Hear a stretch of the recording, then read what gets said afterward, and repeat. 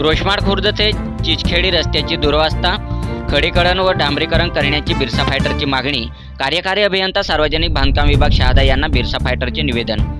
दळगाव तालुक्यातील रोशमाड खुर्द ते चिचखेडी 7 किलोमीटर रस्त्याचे तात्काळ खडीकरण व डांबरीकरण करा अशी मागणी बिरसा फायटर नंदुरबार संघटनेकडून कार्यकारी अभियंता सार्वजनिक बांधकाम विभाग शहादा यांच्याकडे एका निवेदनाद्वारे करण्यात आले आहे. यावेळी बिरसा फायटरचे राज्याध्यक्ष गणेश खर्डे, खजन तिरसे, विकास सुडे आदी कार्यकर्ते उपस्थित होते. निवेदनात म्हटलं आहे की दळगाव तालुक्यातील रोशमाड खुर्द ते चिचखेडी अंदाजे 7 किलोमीटर रस्त्याची अत्यंत दयनीय अवस्था झाली आहे. हा रस्ता अत्यंत खड्डेमय झाला असून वाहनधारकांना मोठ्या प्रमाणात त्रास होत आहे.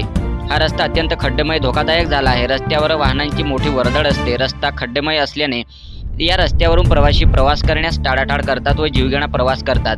या रस्त्याचे 12 वाजले आहेत. रस्त्यात खड्डा की खड्ड्यात रस्ता अशी रस्त्याची भयानक अवस्था आहे.